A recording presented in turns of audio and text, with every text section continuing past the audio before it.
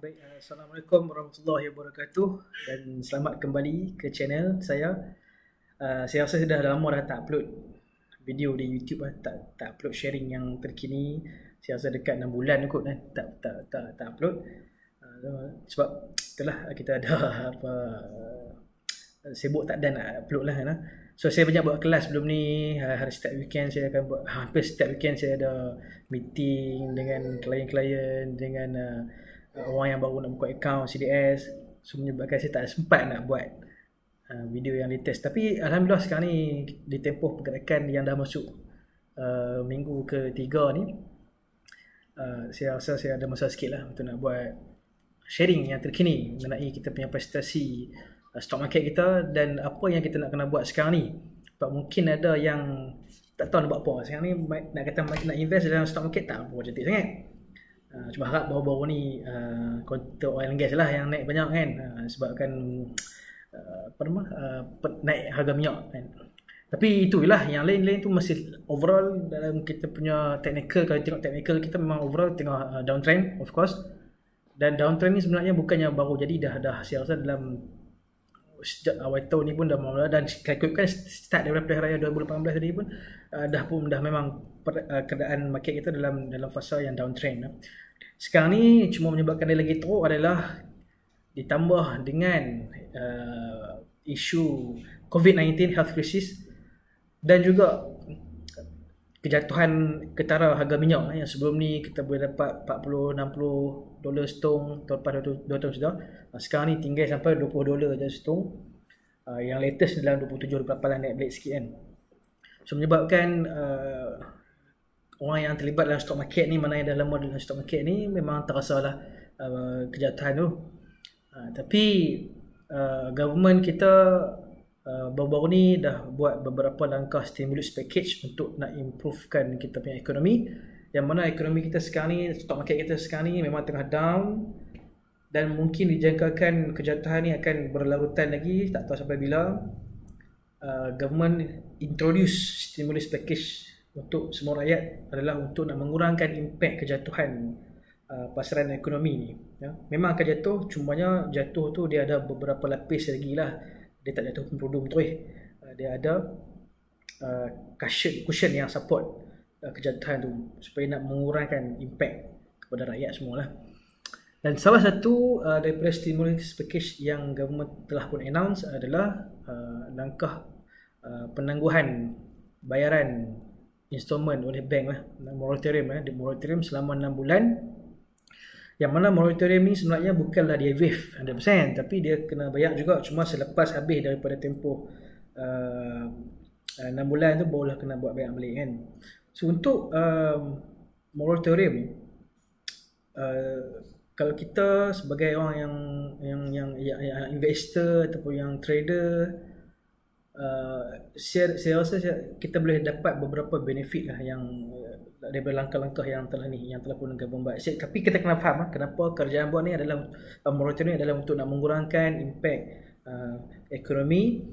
Bila dia buat moratorium ni, kita ada duit yang tak perlu digunakan untuk bayar kat bank, kita boleh simpan duit tu untuk nak support life kita, untuk nak support life kita. Sebab apa? Sebab di masa ke depan ni kita tak tahu lagi ni, mana yang sebelum ni dia dapat gaji macam biasa ni, mungkin boleh ada yang kena potong gaji, mungkin ada yang tak dapat langsung gaji, mana yang buat pendapatan dia secara harian. Mungkin PKP ni memang tak ada lah. Kalau yang buat berniaga pasal malam ke apa ke, bila dah PKP tak ada, pasal malam tu dia buat ni, bazar Ramadan nanti pun tak boleh buat. Depa ni akan merasa impact yang cukup besar.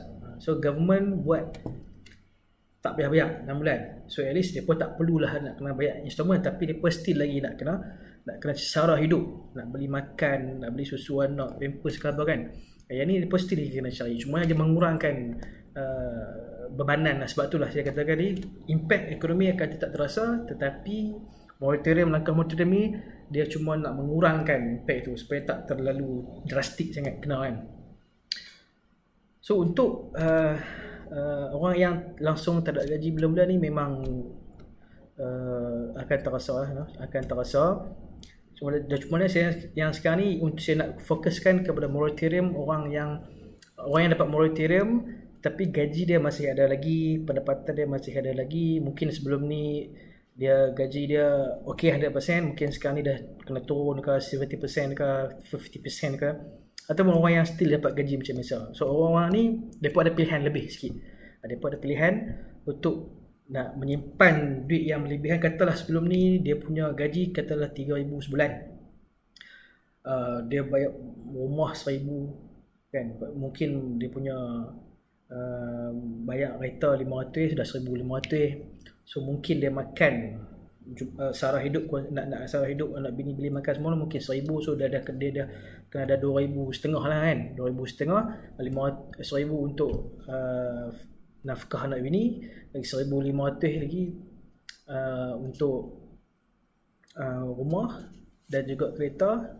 So dah 2,000. So mungkin so dia ada balance lebih kurang 500 ke 1,000 lagi untuk nak simpan sebelum ni lah, yang sebelum ni punya.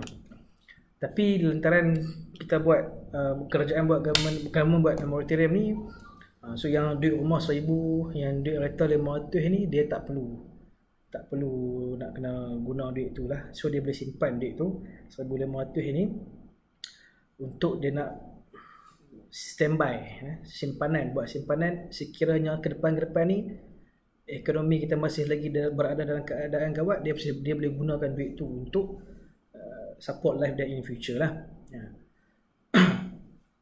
Okay, kemudian untuk kita sebagai orang yang mendapat benefit daripada moratorium ni, duit lebihan yang 1,500 tadi ni ataupun 2,000 ke 3,000 ke kan, ikutlah bahawa mana yang gaji tuan-tuan yang sebelum ni. Kalau ada lebihan ni yang tuan-tuan boleh simpan dulu. Simpan ni maksudnya apa? Untuk nak standby sekiranya law ni mungkin tak kena buang aja, mungkin gaji masih full lagi, tapi kita tak tahu lagi ni berapa lama ekonomi nak kena jadi macam ni. So, tapi maksud jangan simpan semua pula sampai tak belanja apa. Itu tak boleh lah. Kalau cuma anak bini kita nak makan apa. So katalah sebelum tadi kita sara hidup nafkah anak bini katalah 1,000 sebulan kan. Kata 1,000 sebulan, rumah kereta ni 1,500, 2,500, mungkin 500 kita bayar benda-benda lain lah, boleh buat simpanan sikit berapa. So yang tadi yang kita bayar 1,000 sebulan kita tak kena spend, sebab nak kena beli makan, nak kena beli susu anak bebana, kita tak kena spend. Cuma kita ada lebih 1,500. So 1,500 ni pula janganlah kita pergi gunakan duit ni, anggap ni duit lebih, kita pergi beli benda-benda yang tak bermanfaat. Sekali tukar sport rim lah, lagi pergi beli macam-macam lah kan, benda yang tak perlu, tak penting kan, pergi renovate rumah lah berapa. Tak, itu jangan lagi. Sebab kita lah ni ekonomi kita tak tahu nak jadi elok balik tu bila. So the best thing you can do is now is you kena simpan duit tu, yang duit lebihan lah, bukan duit yang kita nak guna lagi. Yang nak guna kita kena guna spend juga, sebab itu adalah kita punya keperluan kan. So yang lebih ni kita simpan untuk apa? Untuk nak standby in future lagi 4-5 bulan hingga tahun depan ni, sekiranya ekonomi kita masih teruk. Inilah duit yang kita nak kena pakai. Nanti mana tahu tiba-tiba kena potong gaji. Okay, duit ni lah jangan nak pakai. Duit ni je yang kita nak kena pakai nanti. Kalau kita belanja semua, kita joli duit tu, kalau lah lagi 3-4 bulan masih lagi teruk, kita akan sakit nanti. So simpan duit lebihan, simpan. Dan duit yang kita nak pakai. Okay, duit yang kita simpan mungkin tuan-tuan boleh ambil sikit, untuk kita spend dengan cara yang berhemah.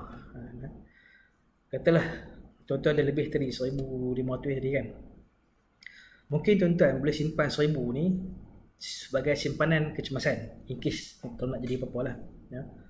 Dan duit lebihan 500 ni tadi mungkin tuan-tuan boleh simpan untuk nak beli buat stock investment.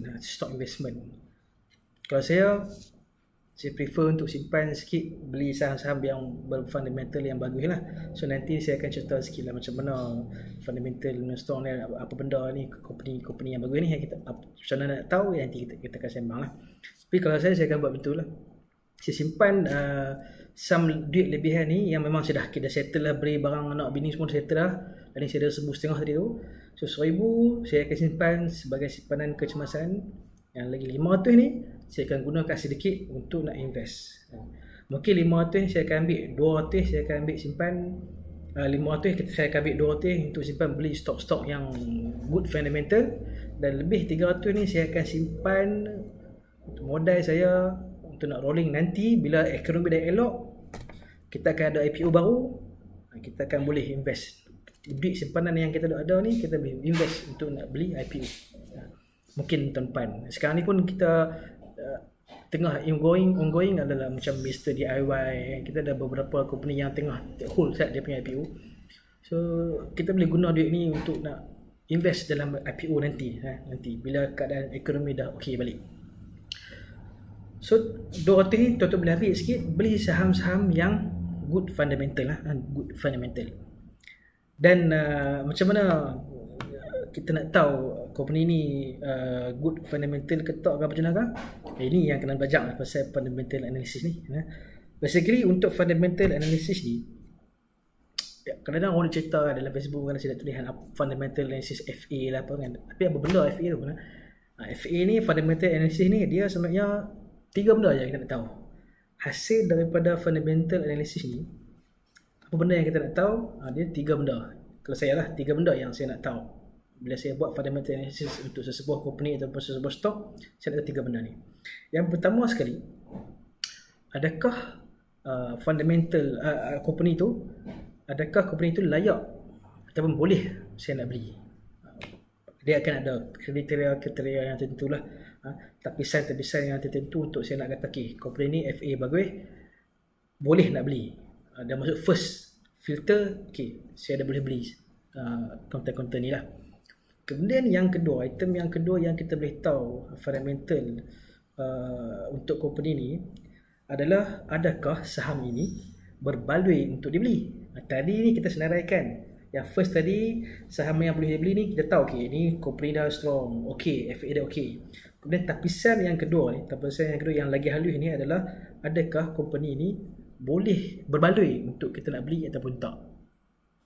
Sebab ada setengah company dia melepasi tapisan yang pertama tadi, okay, company tu memang boleh beli, tetapi adakah harga sekarang ni berbaloi untuk dibeli.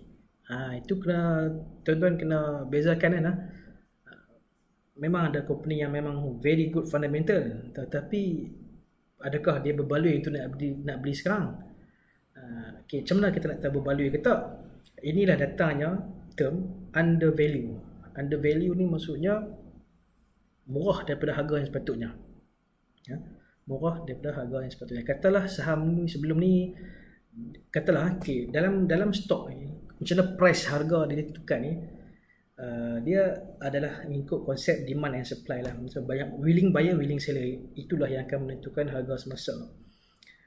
Dan kalau tanya saya berapakah fair value ataupun nilai yang sepatutnya untuk company ni, kita boleh calculate based on previous data lah. Berapa dia punya earning, berapa dia punya total share yang ada kan, apa dia punya hutang kan, apa dia punya asset, apa dia punya liability. So kita boleh calculate, ada banyak cara untuk calculate. Kita boleh estimate ke ini adalah harga fair value. Tapi demand and supply ni lah yang akan menentukan harga market di market. Harga ataupun dia punya intrinsic value. Intrinsic value ni harga yang memang sepatutnya tak ada siapa pun boleh bagi satu exact one figure yang sama. Tak, dia akan berbeza-beza mengikut calculation kita. Tapi harga dia di market lain, mungkin lain tak sama. Mungkin harga, kalau kata mungkin harga fair value company ni adalah RM10 katakan, tapi di market dia boleh jadi harga sekarang ni RM15. Bila mana ada good news keluar kan, mungkin dia boleh sampai harga RM15. Mungkin juga saham yang fair value ni RM10 tadi ni, mungkin juga harga dia boleh jadi RM5 sekarang ni, disebabkan ada news juga ataupun ada macam mana yang sekarang ni krisis ekonomi, orang takut, orang jual je semua stok kan. Padahal stok bagi orang jual semua kan. Dia boleh jadi, patutnya harga RM10 jadi RM5. Ini yang RM5 ni yang kata undervalue, yang RM15 tadi itulah kata overvalue, dan RM10 ni dia punya fair value dia. So dalam market kita ni dia macam tu, dia bergerak macam tu. Dia tak akan, kalau semua orang tahu harga fair value dia RM10, memang harga ada RM10 tu fair value lah. Kalau orang beli saham ni hari ni, tahun depan pun RM10 lagi, tak ada siapa untung lah. Dia duduk macam tu lah. So sebab itulah ada orang panggil Market ni sebab itulah dia bergerak macam tu, sebab kita tak tahu berapa fair value yang sebetul-betulnya, berapa kita tak tahu. Dia berbeza mengikut orang yang calculate dia, dan juga mengikut demand and supply market. So kita nak cari yang saham yang macam ni lah. So yang pertama, persoalan yang pertama tadi adalah FA bagus ke tak bagus. Itu kena belajar dia punya kriteria macam mana kan. Yang kedua, adakah saham ni boleh dibeli sekarang murah. Dia umpama diskaun lah. Kalau kita pergi ke Jekyll ke apa-apa, buat paksa ke, katalah baju sepatutnya harga 100, mai hari ni benda ada diskaun, nak lelong tutup kedai ke apa macam mana, harga tinggal RM20 sepasang. Itu memang ada value lah. Itu yang kedua lah. So reason yang ketiga kita buat fundamental analysis untuk sesebuah company ni adalah kita nak estimate ataupun kita nak tahu apa future value dia in future di masa hadapan, apa dia punya nilai dia di hadapan. Adakah nilai dia akan lagi tinggi ataupun nilai dia akan lagi rendah, yang bermaksud bisnes ni tak ada potensi untuk nak grow. So inilah tujuan kenapa kita buat fundamental analysis. Yang pertama saya ulang, kita nak tahu saham ni boleh dibeli ataupun tak. Yang kedua, kita nak tahu harganya berbaloi untuk dimiliki ataupun tidak. Dan yang ketiga, kita nak tahu potensi dia di masa hadapan, nak naik ke ataupun nak turun. So 3 ni lah reason kenapa kita buat fundamental analysis. Okay, baik. So untuk yang seterusnya juga, kadang-kadang bila kita, banyak orang yang silap faham, bila dia nak beli stok, dia akan suka beli stok yang murah. Okey, murah okey tak apa. Dan kalau mahal tak mau. Tak apa lah, boleh. Bagi saya murah dan mahal dia sebenarnya dia adalah subjektif. Bagi kita orang yang biasa ni, yang kalau kata murah ni mungkin sekupang pun murah lah. Mahal ni yang atas RM2. Macam itulah. Ada setengah orang ataupun setengah type of investor ni, dia tak tengok benda tu sebenarnya. Dia tengok yang saya kata tadi, adakah berbaloi untuk dimiliki murah. Boleh jadi sekarang ni harga RM2 ni, bagi kita mahal lah.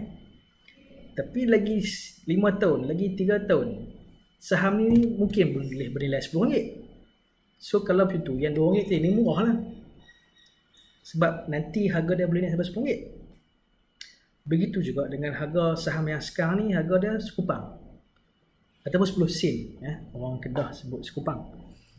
Kita tengok, murah sangat ni, sekupang kan, boleh beli. Memang boleh beli. Tapi adakah lagi 3-4 bulan, lagi 5 bulan, 6 bulan, harga dia boleh jadi, tadi sekupang kan, jadi setengah sen, 5 dik, boleh jadi macam tu. Lagi murah lagi. So dia nak, kalau nak betul-betul murah, harga yang 0.005 sen tu lah, tak sampai setengah sen tu. Itulah paling murah kan. Maksud dia kat sini, summary dia adalah kita harga saham tu murah mahal, kita kena tengok fundamental dia macam mana.